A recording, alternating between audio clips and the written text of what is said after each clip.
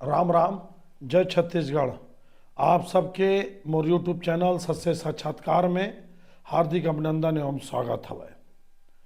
आप सब लगातार आपसे निवेदन है कि मोर चैनल आप सब्सक्राइब करत रहो और अपन क्षेत्र के व्हाट्सएप ग्रुप में शेयर भी जरूर करत रहो। आज आप सबके सहयोग समर्थन और मोर चैनल के जो आप आशीर्वाद दो मोर चैनल ला ओकर कारण ये छत्तीसगढ़ के ही नहीं बल्कि पूरा हिंदुस्तान में आज सत्य साक्षात्कार चैनल के प्रभाव या पसंद लगातार बढ़त जात है। देखो आप लगातार आप हिंदी माथों में लगातार आप सबका कमेंट्स मेरे को मिल रहा है। बहुत सारी बातें आप सब लिख रहे हैं, जो मेरा समर्थन कर रहे हैं, जो मेरे को बहुत अच्छे अच्छे शुभेच्छा दे रहे हैं। मैं सबको हाथ जोड़ के बहुत बहुत धन्यवाद देता हूं। 3 मुख्यमंत्री बन गए और डिप्टी सीएम भी बन गए। देखिए आप, ज़्यादा समय आपसे नहीं लूंगा। मुख्य विषय में छत्तीसगढ़ पे ही आऊँगा कि आखिर मंत्रिमंडल बनाने में इतना लेट क्यों हो रहा है, लेकिन संक्षेप में कुछ बातें मैं बोलना चाहता हूँ।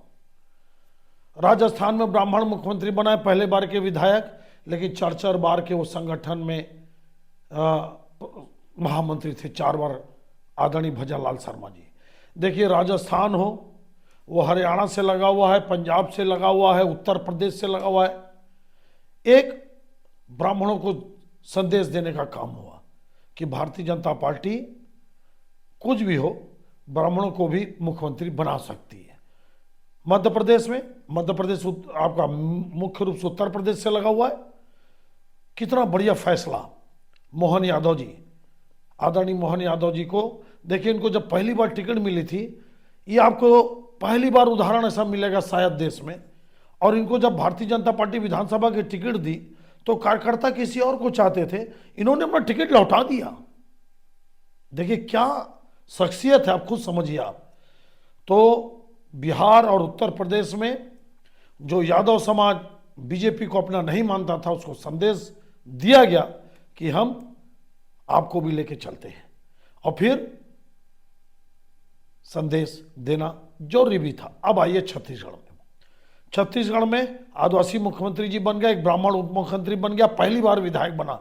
देखिए क्या कितना शानदार एक्सपेरिमेंट हो रहा है भारतीय जनता पार्टी में। मोदी जी, अमित शाह जी और नड्डा जी के युग में आप उस पर नजर बनाए रखिए और समझने का प्रयास करिए। आप ये दबाव में नहीं आते और आना भी नहीं चाहिए। किसी भी नेता को अगर उसको सफलता के आयाम तय करना है और अपनी विचारधारा को जनता के सामने दिखाना भी है, तो उसको स्पष्ट फैसला लेना चाहिए। बाद में इतिहास तय करेगा क्या सही क्या गलत।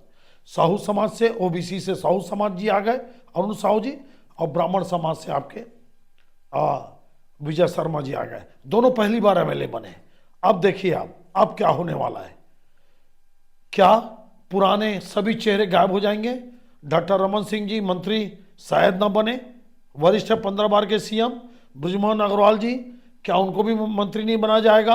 अजय चंद्राकर जी, राजेश मूणत जी, अमर अग्रवाल जी, धर्म कौशिक जी, पुन्नूलाल मोहले जी, दयालदास बघेल जी, केदार अग्रवाल जी, लता उसेंडी जी, राम विचार नेताम जी, ना जाने रेणुका सिंह जी, ना जाने इतने सारे विक्रम उसेंडी जी, कितने सारे नाम। क्या इनके बदले कोई नए नाम आएंगे? क्या पूरा मंत्रिमंडल नया होगा?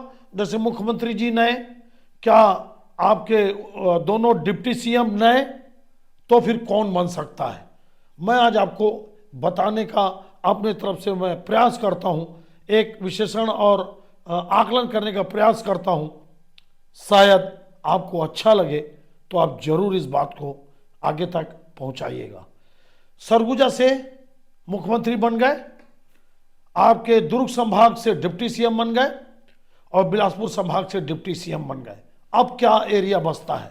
अब आता है रायपुर संभाग और बस्तर संभाग। जी हां, कुछ समझने का प्रयास करिए आप। अगर पुराने जितने लोग, जितने बड़े बड़े नाम अभिमन्यु अगर मंत्री नहीं बनेंगे, हो सकता है डॉक्टर रमन सिंह जी, बृजमोहन अग्रवाल जी, अजय चंद्राकर जी, पुन्नूलाल मोहले जी या धर्म कौशिक जी, शायद धर्म कौशिक जी नहीं, डॉक्टर रमन सिंह जी, बृजमोहन अग्रवाल जी, पुन्नूलाल मोहले जी और अजय चंद्राकर जी, इनमें से कोई क्या विधानसभा अध्यक्ष बन सकता है? अगर नहीं बने तो क्या इनमें से कोई सांसद बनेगा लोकसभा लड़के?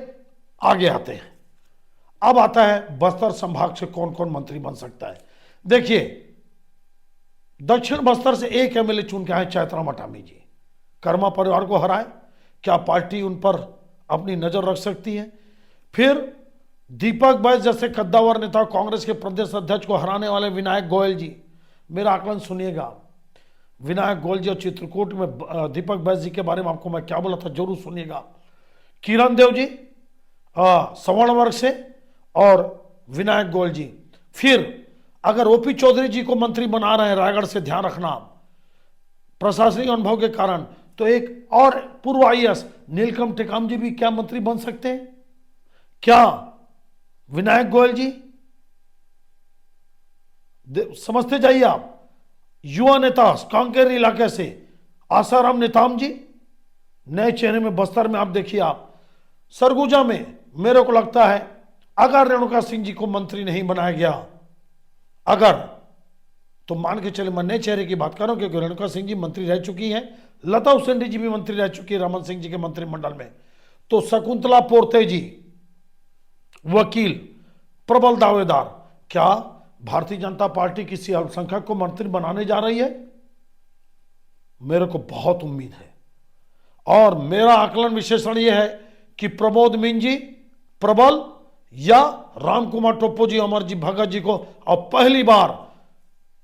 पहली बार छत्तीसगढ़ मध्य प्रदेश में पहली बार सीतापुर सीट से, जिसका आकलन और विश्लेषण में 3 महीना पहले हाथ से कर दिया था कि अमरजीत भगत जी चुनाव हार रहे हैं, जब राम कुमार टोप्पो जी का कैंडिडेट डिक्लेयर हुआ। तो क्या ईसाई समाज से मंत्री बनने वाले प्रमोद मीन जी या राम कुमार टोप्पो जी? बन सकते हैं, आप देखिएगा।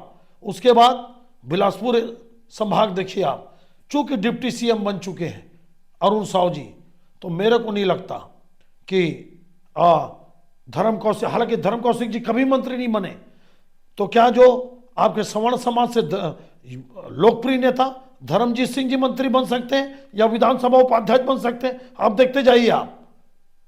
और अग्रवाल समाज से अगर अमर अग्रवाल जी, और जैन समाज से राजेश मुड़ा जी, ब्रिजमोहन अग्रवाल जी अगर मंत्री नहीं बने, तो क्या बसना के संपत अग्रवाल जी का चांस बढ़ता है? नए में देखिए, फिर अब नए में आ गए संपत अग्रवाल जी।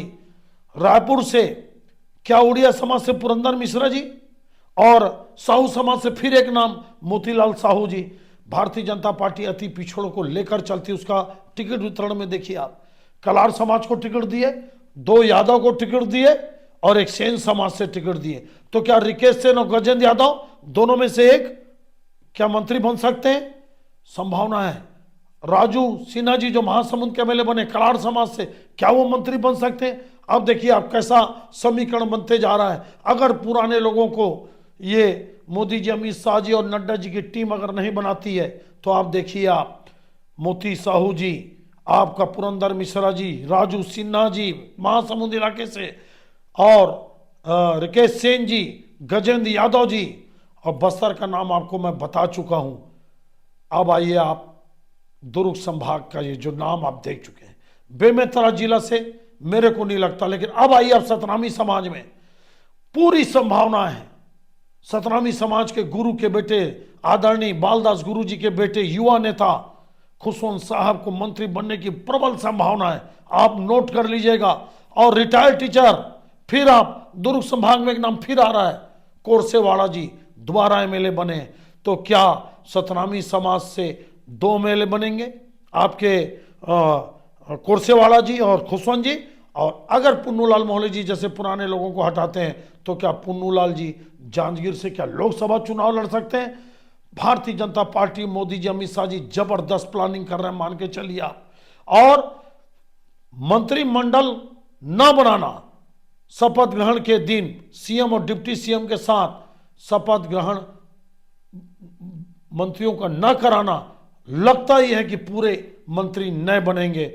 और आप मान के चलिए, ये इतिहास रचा जाएगा कि भारतीय जनता पार्टी, वैसे भी अब मान के चलिए जब 2018 में 15 सीट में सिमटी भारतीय जनता पार्टी और कार्यकर्ताओं का गुस्सा उबला और पूरी सूचनाएं केंद्र तक गई तो केंद्रीय नेतृत्व पूरे भारतीय जनता पार्टी को अपने हाथ में ले ली और चुनाव भी वही लड़ाई। भारतीय जनता पार्टी के स्थानीय छत्तीसगढ़ के नेता सिर्फ चुनाव लड़े और एक प्रकार से केंद्र के आदेश पर चुनाव लड़ते गए और कांग्रेस की कमियों का फायदा उठाते गए। यही होने वाला है। केंद्रीय नेतृत्व अपने ढंग से फैसला करेगा और पुराने चेहरे को अगर हटाते हैं, जिस प्रकार से चर्चा आ रही है मेरे भी दिमाग में, लोगों के भी दिमाग में, तो मान के चलिए जो मैं नाम आप सबको बताया ये सब नाम इतिहास रचने वाले हैं। एक युवा मंत्रिमंडल, नया मंत्रिमंडल आपको देखने को मिलेगा जिसमें अल्पसंख्यक, सिर्फ अल्पसंख्यक में मुसलमान नहीं है, ईसाई समाज का प्रतिनिधित्व होगा। आपका बस्तर से मेरे को लगता है कम से कम 2 से 3 मंत्री बस्तर से बनेंगे। उत्तर बस्तर, दक्षिण बस्तर और मध्य बस्तर से एक 3 मंत्री। आपका रायगढ़ के इलाके से ओपी चौधरी जी, और इस तरह से आप देखते जाइए, आप जो मैं नाम आपको बताया, मजेदार मंत्रिमंडल बनेगा। आप देखना, आप आनंद आएगा। मध्य प्रदेश, छत्तीसगढ़ और राजस्थान का ये जो फैसला है ये 2024 को लेकर हो रहा है। एक तरफ भारतीय जनता पार्टी बड़े बड़े कड़े कदम उठा रही है बिना कोई डर भय कुछ नहीं, और वहीं कांग्रेस की कलह देखिए आप। बृहस्पति सिंह निष्कासित, बड़ा दुर्भाग्य। इतना ताकतवर, इतना जानदार लोकप्रिय नेता विनय जायसवाल जी निष्कासित। महंत सनातन धर्म को कांग्रेस से छत्तीसगढ़ में जोड़ने वाले, जिनको जबरदस्ती चुनाव लड़ाया गया जबकि वो लड़ना नहीं चाहते थे, किसी कीमत में नहीं। अरे जब उनका अपने क्षेत्र से टिकट मांग रहे थे, कसडोल से मांगे, पिछली बार नहीं दिए, और उसके बाद आपका जांजगीर से मांग रहे थे, उनके गृहग्राम से, वहां से नहीं दिए। उनकी एक प्रकार से राजनीतिक हत्या करने का प्रयास हुआ। महंत राम सो उन्होंने कांग्रेस पार्टी से त्याग पत्र दे दिया।